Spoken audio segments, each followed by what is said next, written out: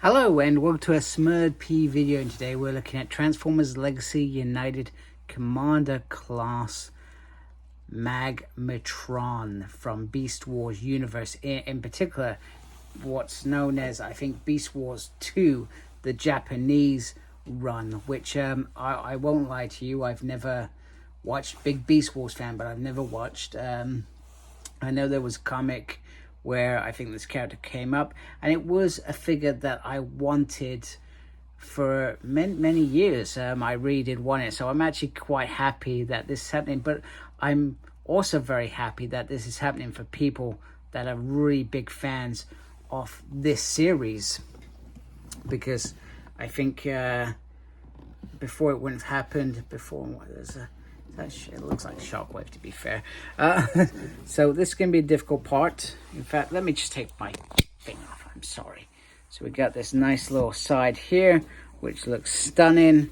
And then on the back, we have 3-in-1. So we have the 3 dinosaur modes, which I think they are all the same character, just different parts to do different things. I guess if you got an underwater thing, you send this part off, you got something in the sky, and so forth and so forth. And then on this side you have this beautiful piece, which I really do like on here. I think that's a very well done, and obviously some writing here. I'm not sure if that's Japanese or whether that's just Transformer language.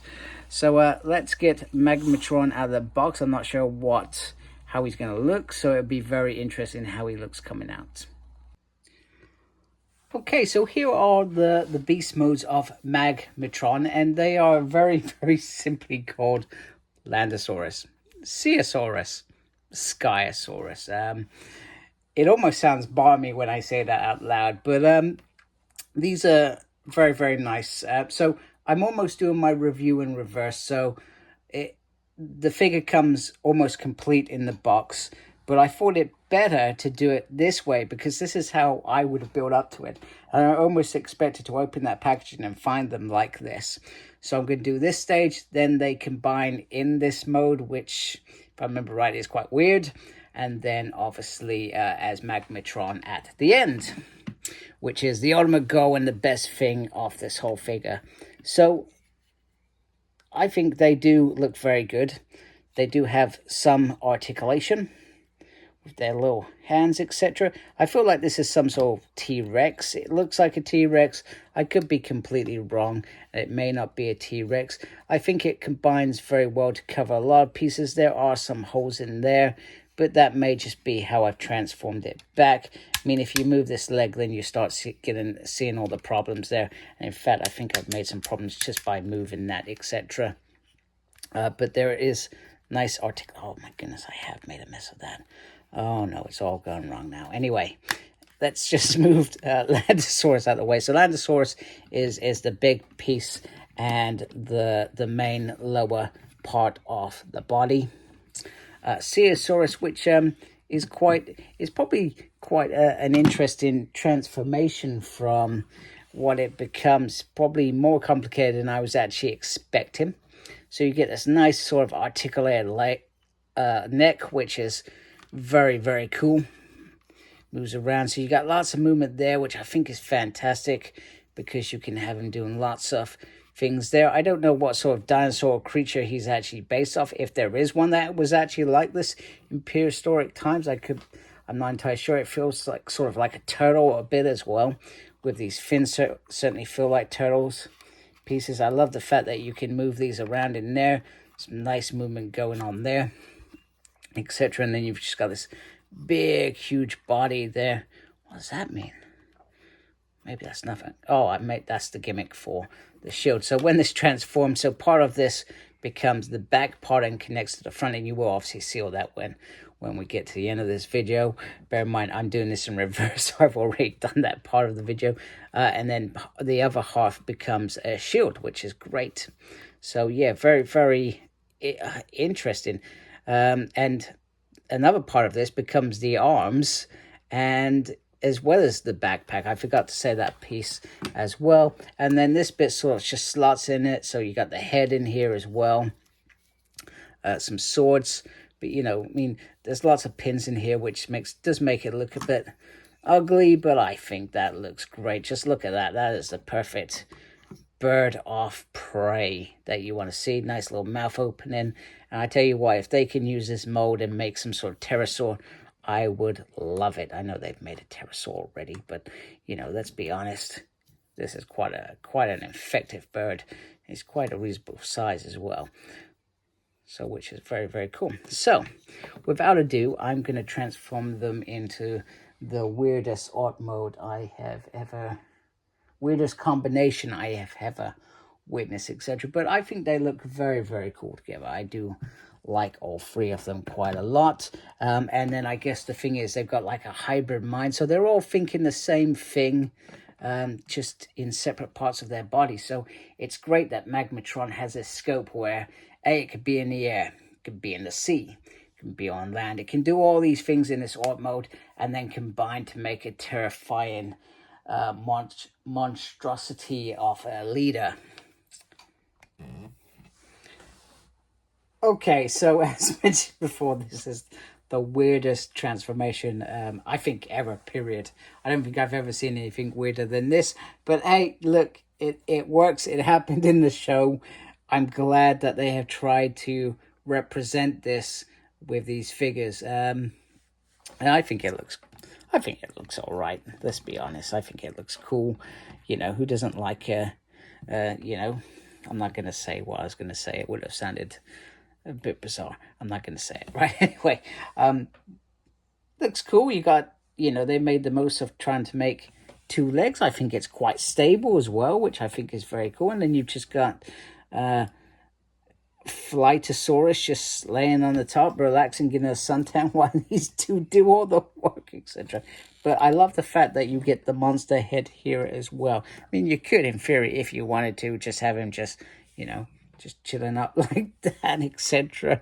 You know, but the fact that they're all the same brand, it probably wouldn't make any less of a thing. But, you know, having this one at the back, being able to see what's behind them probably does make sense. It's a very interesting mode ever, like I said. But it's done. It's here. It is here. Now, without ado, on to what I call the boss mode. This is probably my favorite part of this whole review, even though I did it first. So here we go. Okay, so if you've purchased this figure is generally going to arrive almost built like this, apart from a couple connections you have to do, which is really, really easy and is in the instructions. For me, I'm very, very happy. I think they've done a wonderful job bringing three separate bots together to create this mammoth Magmatron. There are green eyes in there, but I think it's not coming out very well on camera. I love the detail on the body, the heads there. You got the three heads that seamlessly become one. I think they're all the same anyway. They're all thinking the same at the same time. If I sort of remember correctly, I could be completely wrong, for which I apologize. Because like I said, it's not my series. One thing that I thought was a bit bizarre is these hang at the side. I feel like maybe they could have tried to, you know, get them into a position where they pinned into the body, but maybe that's how this looked in the show or the comic books, so maybe that's why they've done it. But, you know, I feel like that was perhaps a missed opportunity. We have the beautiful, strong dinosaur legs, which you need to hold this body. And then you do have a bit of kibble at the back. So you got the tail from the, I can't remember if that part's a T-Rex or what. And then you've got the sort of the snake swamp creature there and a pterodactyl on top. So you do have this kibble, but I still feel like it's very well done in terms of how it is. And doesn't cause much issue, and mainly I don't think it causes that much issue because you have these big strong legs going on.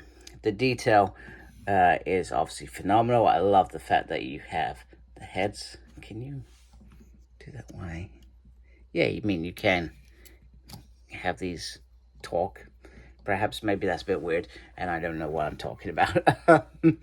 So, but they look very, very good. I will apologize in advance because where this figure is big, I may accidentally knock the camera. Right, articulation. Articulation is very difficult for this figure because I've had to try to accommodate everything on here. So there are going to be restrictions, but with the restrictions, you do get this such beautiful, beautiful figure. So the head can move slightly. And as you can see, you do have movement on the waist, which is only a little bit. The arms are probably the biggest part because I do like moving arms. You can get that going, or you can get it around almost with a bit of movement. You get a swivel on on the thing as well. One thing that I wanted to point out is you have this little gem in there, which I think it looks like the Predacon Sigma, although it's very difficult for me to tell. And then you've got a double on the arm if it wants to do it. It's nice movement on the wrist. There is a little bit of articulation with the hands and the figures, but you've got this piece in here to hold the swords. And then, apologies. So you can lift these up to, you know, get the whole split motion forward and back. Oh, wow, that's a nice ratchet joint. Got swivel there. You do have single on there, but you've got these components at the back that sort of hinder that a little bit. A little bit of movement on the foot, but not really much, etc. But I feel like it's enough that you can do what you need to do with this figure. So there we go. So there's articulation. Now, in terms of weapons, if I bring this down a little bit, you can see on the wings of the pterodactyl that there are two swords, which I think are very nifty, like so. You can just carefully, if he doesn't fall, after I've been saying how strong he is with those big strong legs. So he's got two little baby swords, I'm gonna say, because I feel like they are a bit small, but then again, they come from the pterodactyl. What do we expect? But that looks very awesome. You know, if I can just slightly move that head a little bit. Get that into, wow, that just looks awesome. Sorry, posing. So we take that out, and then we've been, oh my goodness, don't fall over after I've just been saying how sturdy you are. Then we have the bigger sword, which is, it sort of reminds me of a sort of bone sword. You can take that out. It is very flexible, which I'm not necessarily a fan of. And then you have this big piece, which I think forms part of the T-Rex body as well, which I like. So I feel like they these things do all go back into the body, and you can put the sword in like so, which is awesome. Now, you can take the sword out, and I'm not gonna lie, I find this bit a bit weird, and take all these little pieces, mainly because I don't think it works very well, or maybe it's just me. I don't know if you're meant to use all of them. Maybe you're meant to only use one and it works a bit better, and you can put that on there, and it sort of becomes a blasting effect, maybe. Maybe it's just better with. It didn't help that this is a little bit bendy, like so. There we go. That looks a little bit better, I think. That looks a little bit better. I feel like that's a bit better. So you can do that with the sword. Now, the other piece of information as well, get this hand, you sort of turn it around. I don't usually do this on camera. And then you've got this nice piece of shield, and it's got this little piece on here that it's always very difficult because you got to think about other pieces on here. Let me just move that arm down a little bit. And that's why I don't do things on camera.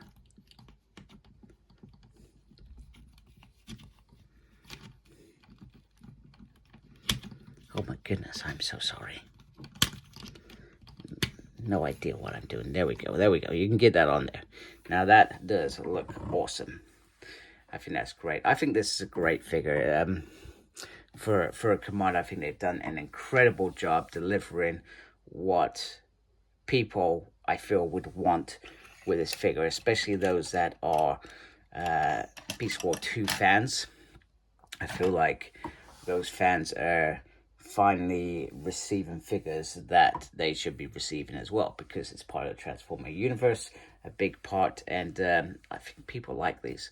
I certainly do, and I got no affiliation. It was always a figure that I wanted. As a Beast Wars fan, I didn't even know this character very well, but I knew I wanted it, and I almost brought that first toy a couple of times. But yeah, stuff like this just coming out. This is when Hasbro do things very well. When, you know, when they deliver all the repaints, and I do moan. I'm not gonna lie, I moan because I don't like repaints. But when they come out and they deliver a figure like this that is so incredible, it makes being a Transformer collector, even though you all know I sell them on afterwards. I don't keep them because I don't have the room. And I have other collections, but the point is, if I was a collector, I would be very happy to keep this. And you know, it's one of those figures that eventually will become probably very hard to find and probably very reasonable price. Of course, we know Hasbro, they may sell it in a couple of years in a different box. So you know, there is that. So anyway, I hope you like my video.